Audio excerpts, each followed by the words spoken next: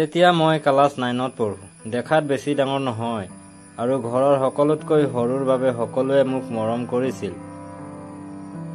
এবাৰ মাঘ বিহুত আমাৰ ঘৰলৈ আমাৰ সম্বন্ধীয় দাদাৰ বৌ আৰু বৰমা ফুৰিবলৈ আহিছিল। আমাৰ ঘৰটো নতুনকৈ বনাই থকা বাবে আমাৰ মাত্ৰ 3টা থকা কোঠা আছিল। এটাত দেউতা শুইছিল, এটাত মা আৰু আনটোত কলেজত পঢ়া মোৰ দাদা আৰু মই শুইছিলো। হঠাৎ আলহী অহাত মায়ে দাদাক দেউতাৰ লগত শুবলৈ দি মোক মাৰ লগত শুবলৈ ক'লে। বৌ আৰু বৰমাৰ বাবে আমাৰ কোঠাটো দিব বিচাৰিলে। পিছে বৰমাই বোৱাৰীয়েকৰ লগত শুবলৈ টান পোৱাত মই বৌৰ লগত শুব লগাত পৰিলো।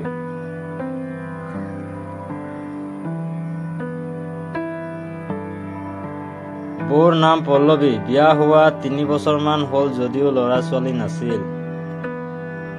বৌ বেছি ওখ নাছিল, 5 ফুটমান হ'ব। বগা মুখখনত মুঠকেইটা ৰঙা হৈ থাকে, চুলি পিঠিত পৰে। বুকুখন সৰু সৰু কিন্তু ফিটফিটীয়া।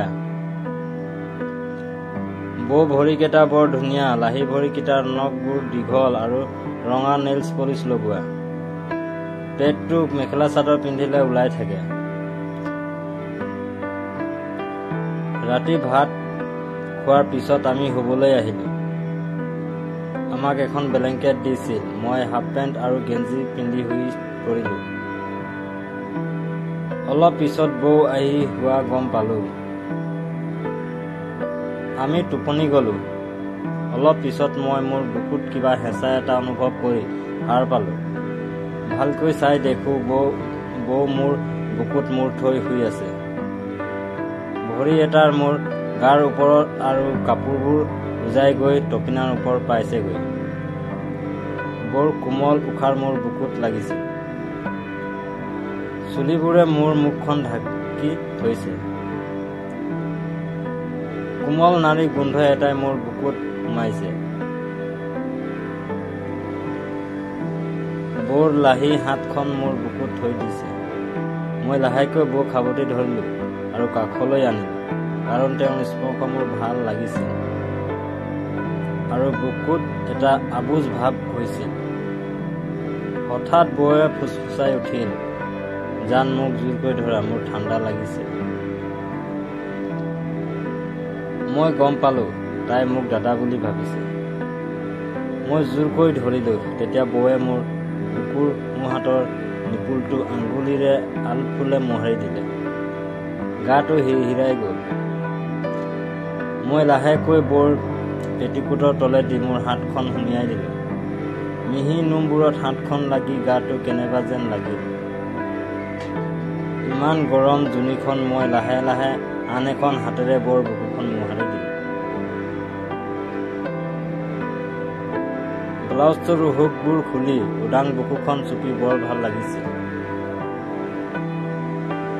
আনফালে জুনিখন মোহাৰি দিয়াত বৌৰ মুখেদি আহ উহ আহ আদি শব্দ ওলাবলৈ ধৰিলে। মই বৌক নাঙঠি কৰি পেলালো। নিজৰ হাফ পেণ্টটো খুলি 8 ইঞ্চি দীঘল লিংকটো নুমাল জুনিখনত ঘঁহাই দিলো। উফ, ইমান গৰম আৰু মোৰ লিংকটোত কিবা পনীয়া বস্তু লাগি গ'ল। মই বৌক সাৱটি ধৰিলো। বৌ সাৰ পাই গ'ল, যদিও মোক সাৱটি ধৰি ক'লে, বাবা তোমাৰ লিংকটো ইমান শকত।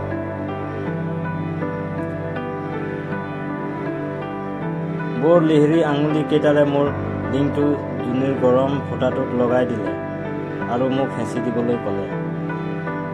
মই হেঁচি দিলো। মোৰ লিংকটো বৌৰ পেটৰ ভিতৰত সোমাই গ'ল। বৌৱে চিঞৰিলে, আহ বাবা, লাহে লাহে। উফ, দুখ পাইছো। আহ দিয়া, মোৰ জুনি ফালি দিয়া। মোৰ লিংকটো পচপচ ফুচফুচ পেক পেক পক পক কৰি কৰি আগা পিছা কৰি হংকম কৰি থাকিল। বৌ কঁকাল উঠাই উঠাই মোক সহায় কৰি থাকিল। 2 মিনিট মানৰ পিছত মোৰ দাঁত বীৰ্য বৌৰ জুনি ওপৰত